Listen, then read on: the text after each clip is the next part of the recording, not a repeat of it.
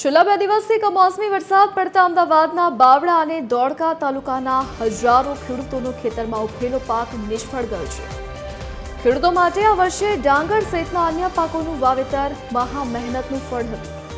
દિવસ રાત જોયા વગર લોહી પસીનો એક કરીને ઉગાડેલો પાક જ્યારે કાપણીના આરે હતો ત્યારે જ કુદરતે અણધારી થપાટ મારી મોઢા સુધી આવેલો કોળિયો છીનવાઈ જતા ખેડૂતોને ગાતા પાણીએ રોવાનો વારો આવ્યો છે। આ કુદરતી આફતથી ભાંગી પડેલા ખેડૂતોએ સરકાર સમક્ષ સહાયની માંગ કરી છે।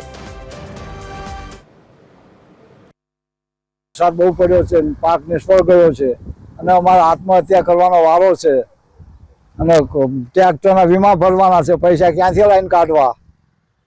સરકારશ્રીને વિનંતી છે કે અમને સહાય આપે તો સારું, કે આત્મહત્યા કરવાનો વારો છે। આ વરસાદ થતા માવઠું થતા ખેતીનો પાક નિષ્ફળ ગયો છે।